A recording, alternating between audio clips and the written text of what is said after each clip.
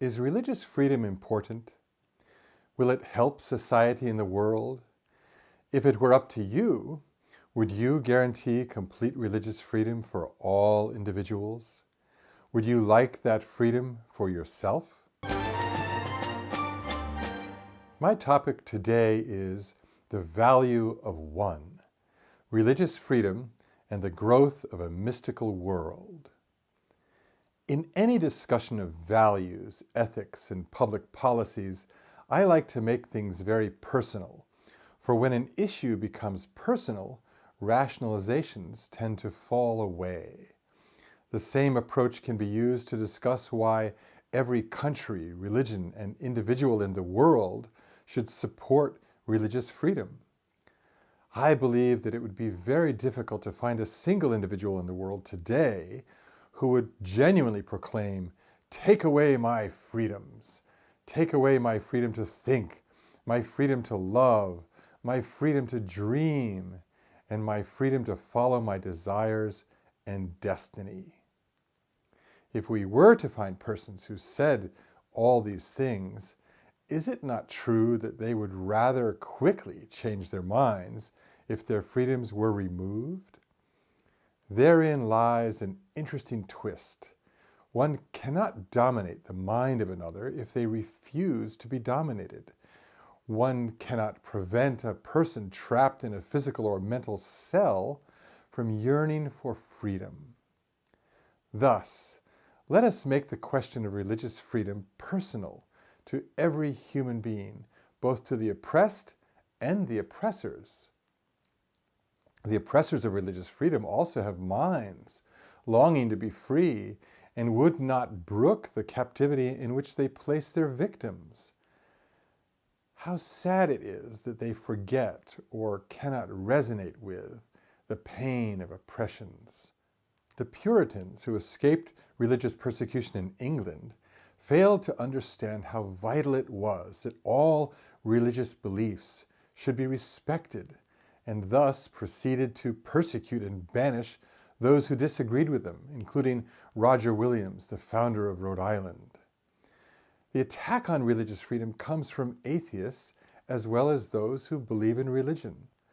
Perhaps one common denominator that frequently motivates both types of attackers is that religious freedom weakens the power base of the attackers. Finances, status, and position are all affected when one's constituents begin to think for themselves. Yet, is it not true that the persecutors of religion have forgotten how precious religious freedom is to their own souls? Whether they are oppressing individuals or groups, they are shoving their victims into cages that they would shudder to inhabit. Sometimes the cages are very real, as was the case for Pastor Richard Wurmbrand, who endured 14 years of confinement and brutal torture under the Romanian communists.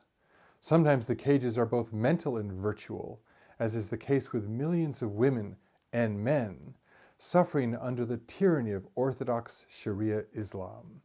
One must wonder how long it would take for Islamic women to change their burqas for less restrictive clothing, and then seek basic freedoms such as alternative religious worship, voting, and driving, if all the men in their societies strongly encouraged them to pray as they wished, dress as they liked, and live lives of complete freedom. Why is it that Islamic men do not grant women in their countries religious and social freedom? They would lose their power over women, but their own lives would be the freer for it. The motivation to oppress religion or oppress others through religion is often obvious and crass. When religious freedom is oppressed by force, it is easier to condemn than religious oppression based on tradition, social mores, and peer pressure. It is truly unfortunate that religious individuals and institutions have too often ostracized others who searched for meaning in their own unique fashion. Religious freedom within one's religion is just as important as freedom for the religion itself. At the same time, the religious freedom of a group or individual should never impinge upon the freedom of others and should never be allowed to harm others. The search for individual meaning has given birth to the religions of history.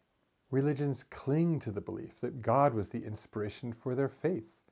Many religious individuals might agree with the words of the 18th century mystic Emanuel Swedenborg when he wrote in Divine Love and Wisdom, "We have mentioned these matters so that people would not believe that they climb up to God on their own. It is the Lord's doing."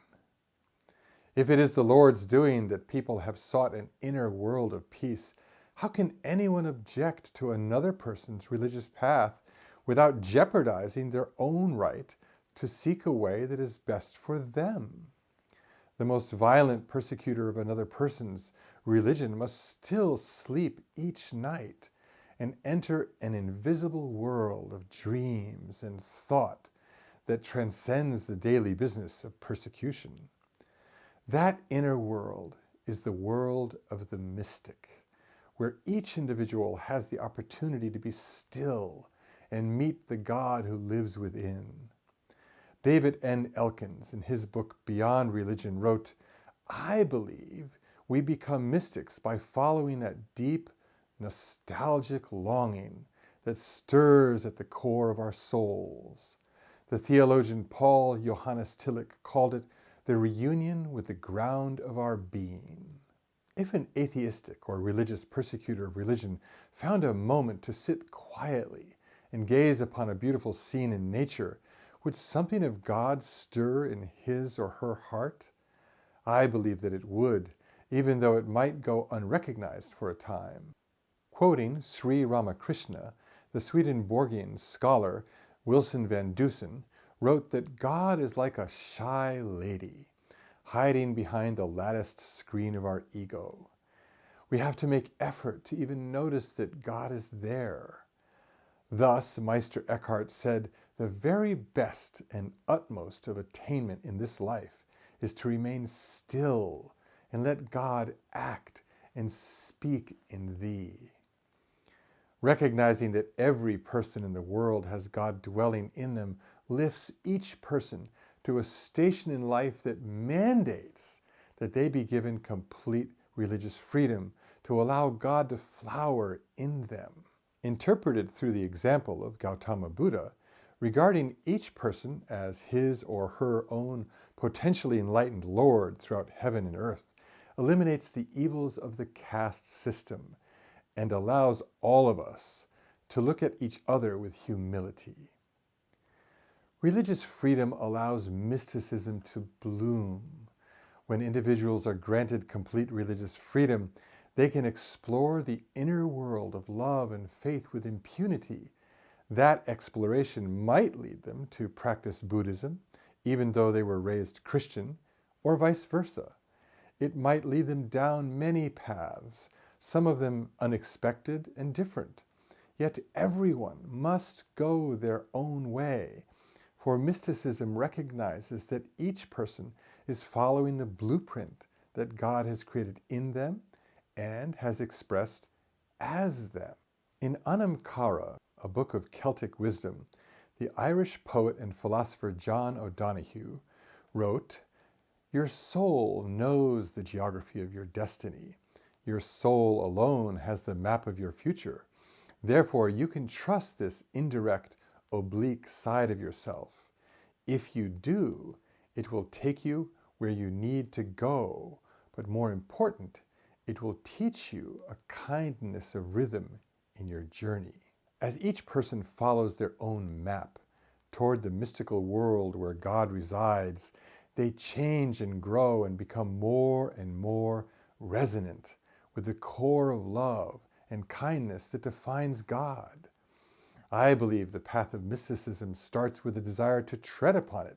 As a neophyte, I can attest that tremendous power to endure life's trials comes from the simple commitment to walk the path of love.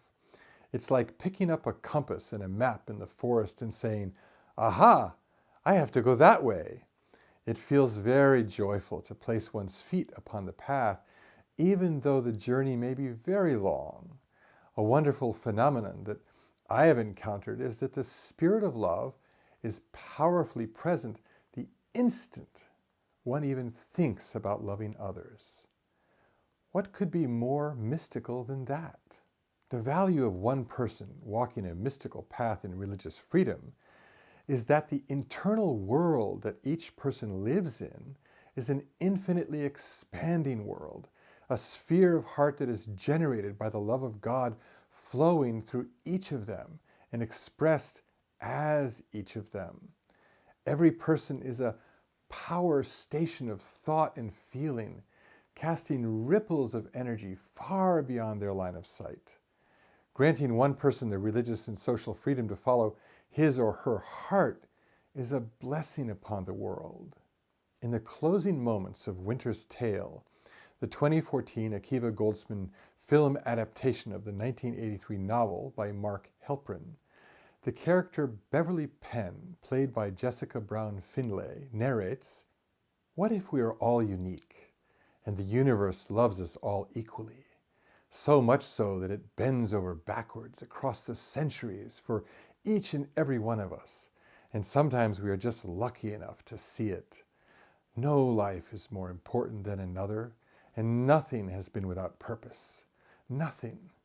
What if we are all part of a great pattern that we may someday understand, and one day, when we have done what we alone are capable of doing, we get to rise up and reunite with those we have loved the most, forever embraced?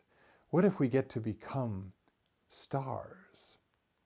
As the sum of individuals who are walking the path of love and mysticism multiplies across the world, the atmosphere of the world will change. Barriers between religions will crumble, for the heart contained in mysticism transcends culture and religion. Wilson Van Dusen wrote in his book, Returning to the Source, The Way to the Experience of God, "Somewhat deeper are those mystics who come to a universal understanding that is beyond their culture and the activities of their individual lives.